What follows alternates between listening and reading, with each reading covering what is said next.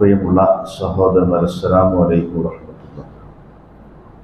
ഇമാം തിർമിദി ഉദ്ധരിക്കുന്ന ഒരു സംഭവം, മഹാനായ മുആവിയ റളിയല്ലാഹു അൻഹു ഗവർണറായി ചുമതലയേറ്റപ്പോൾ അദ്ദേഹം ഒരു ഉപദേശം തേടി ആയിഷ ബീവി റളിയല്ലാഹു അൻഹയ്ക്ക് ഒരു കത്തയച്ചു.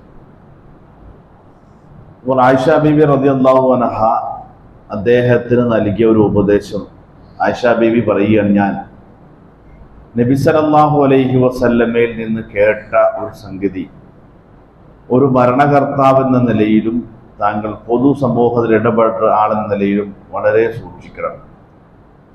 എന്നിട്ട് ആയിഷ ബീബി റളിയല്ലാഹു അൻഹ പറഞ്ഞു കൊടുത്തു, നബി സല്ലല്ലാഹു അലൈഹി വസല്ലമ പറഞ്ഞിട്ടുണ്ട്, മനിൽ തമസ റിളല്ലാഹി ബിസുഖ്തിന്നാസി കഫാഹുല്ലാഹു മുഅനത്തന്നാസ്.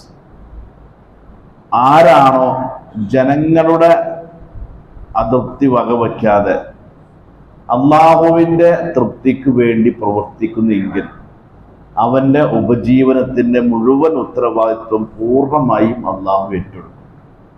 അപ്പോൾ അയാൾ അള്ളാഹുവിൻ്റെ തൃപ്തി മാത്രമേ അയാളുടെ നിലപാടിൽ പരിഗണിക്കുന്നുള്ളൂ.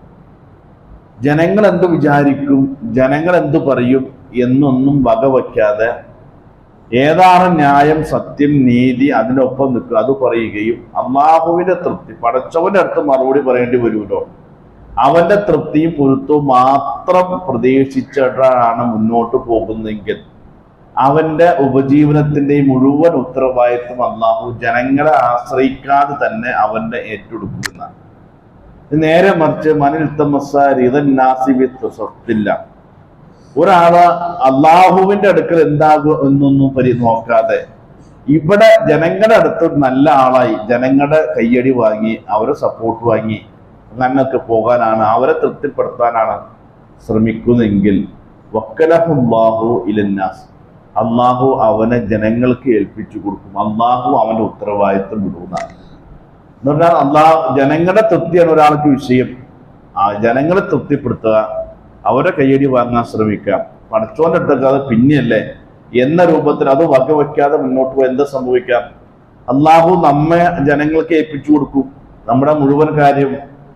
പിന്നെ നമ്മുടെ കാര്യത്തിൽ ഇടപെടില്ലാത്തർത്ഥം. അപ്പൊ ഏതൊരു കാര്യത്തിലും നമ്മൾ പരിഗണിക്കേണ്ടത്, ആളുകൾ എന്തു പറഞ്ഞാലും അവരെ പറയട്ടെ, പക്ഷെ അള്ളാഹുവിന്റെ അടുക്കൽ നമ്മൾ സത്യസന്ധനും നീതിയുടെ പക്കൽ നിന്നാൽ തന്നെ അള്ളാഹു നമ്മളെ സംരക്ഷിക്കും.